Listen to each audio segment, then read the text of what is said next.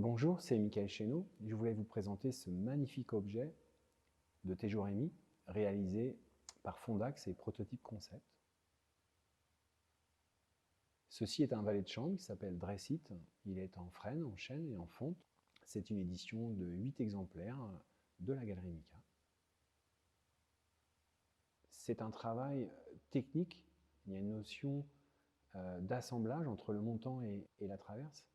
Et donc il a fallu pour cela courber le bois, donc nous l'avons fait à la vapeur. Ensuite, pour la fonte, il y a un travail de test, de prototypage en impression 3D pour valider les formes.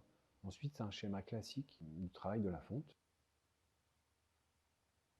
J'ai invité Tejo Rémy sur son approche expérimentale et poétique du design, également sur la réappropriation, la récupération des objets, de la matière du quotidien.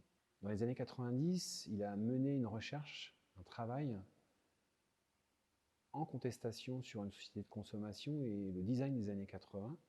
Donc il est parti du postulat de Robinson Crusoe sur son île. Tout est matière. Comment faire avec ce qui existe et ce qui est là? Et ça, c'était donc en 1990. Ces pièces sont dans les plus grandes collections du monde entier, au MoMA à New York, au Musée des Arts Décoratifs à Paris ou encore au Victoria and Albert Museum à Londres. Ce qui est intéressant, c'est que c'est une pièce singulière, peu travaillée et en même temps indispensable dans les chambres, dans les dressings. Ce qui est intéressant également, c'est un objet qui n'est pas démonstratif puisque c'est un objet intime et proche de nous au quotidien. Il y a également cette idée de penser cet objet donc dans la chambre ou encore dans un dressing. À savoir également qu'à l'origine, c'est un objet pensé uniquement pour les hommes.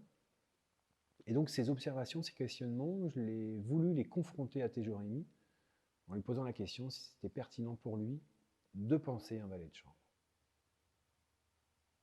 J'adore cet objet, c'est un objet fort, singulier. Tejo ici d'ailleurs le valet de chambre n'a pas de genre, et Tejo a réussi à combiner l'improvisation et le savoir-faire, ce qui est normalement le contraire. Il y a une approche libre, réorganisée en un design sculptural.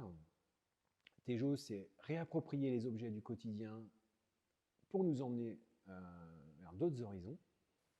C'est une pièce d'exception.